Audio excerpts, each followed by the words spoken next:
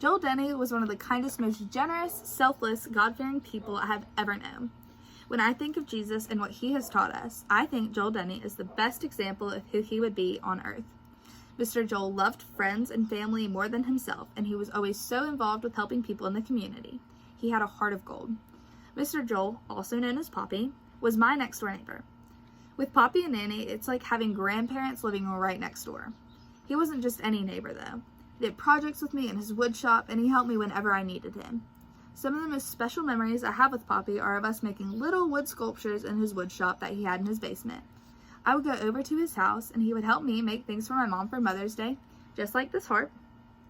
And for Christmas, he helped me make a Christmas tree out of wood and helped me nail buttons on as ornaments. Poppy knew how to do everything. One year, Santa brought me a trampoline for Christmas, and in order to keep it a surprise, it was kept over at Poppy's house. When my dad went over to their house to put it together, Poppy had already assembled the entire thing. Another instance of this kind of selfless granddad behavior would be when my mom and I kept a basketball goal at his house. We were giving it to my dad for Father's Day. Believe it or not, he put that together too.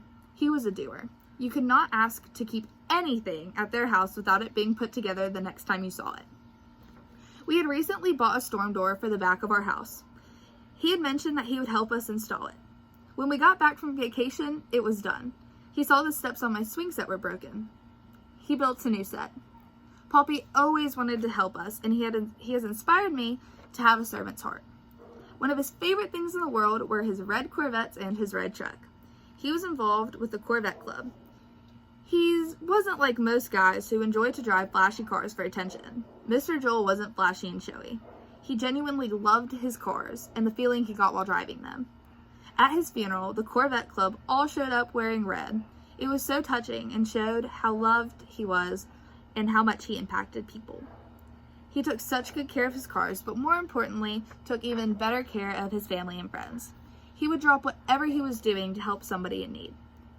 He was not just an upstanding member of society and a good example to all who knew him, but he was a distinguished member of the military.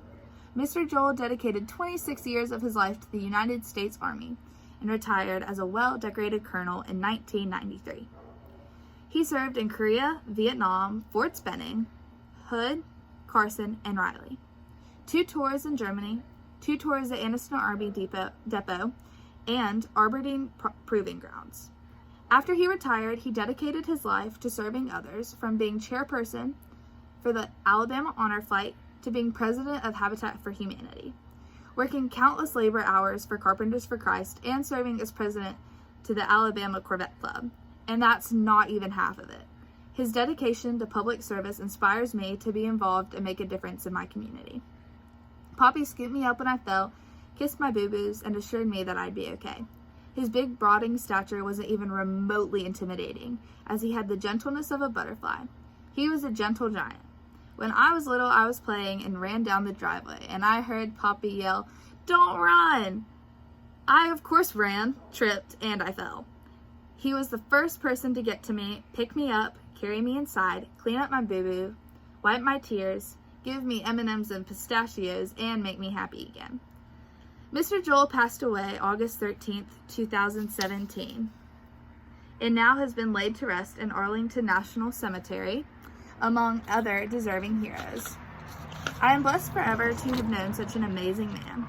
I am grateful that Mr. Ford walked me to see his fresh tombstone when we visited Washington, D.C. as a class last year. At his funeral, there was a picture slideshow, and as we sat in the pew and tears ran down our cheeks, I saw the picture of him and I, and it made me feel so special.